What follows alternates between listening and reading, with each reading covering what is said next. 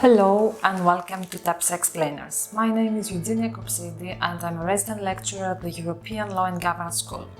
In today's video, I'm going to talk about the European solidarity in times of migration crisis and especially about the Greek case.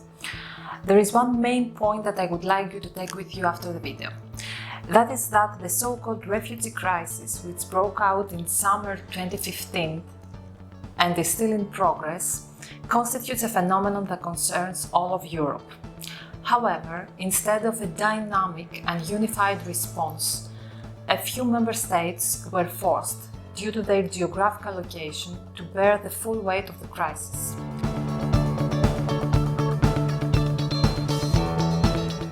Italy and Greece, being at the external borders of the European Union, have been the first countries of entrance for refugees and migrants, and therefore the responsible ones to examine their demands for international protection according to the DUBLIN regulation. At the same time, the effectivity of the important humanitarian action in Europe has been impeded by the lack of political will on the part of the European governments and the inability to achieve a consensus on migration policy. The result is that this European migration policy has been mainly limited to the externalization process of the European borders. The EU agreement with Turkey in March 2016, aiming at discouraging the influx of refugees to enter the European territory through Greece by returning them to Turkey, confirms this primary goal of the European Union. In addition, the common European asylum system has proven insufficient to deal with the worst displacement crisis since the Second World War.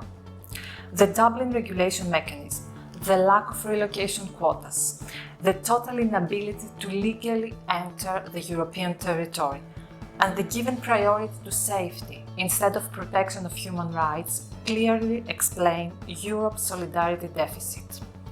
The new Pact on Migration and Asylum seems to recognize the need for solidarity at the European level, placing the fair sharing of responsibility at one of its main pillars.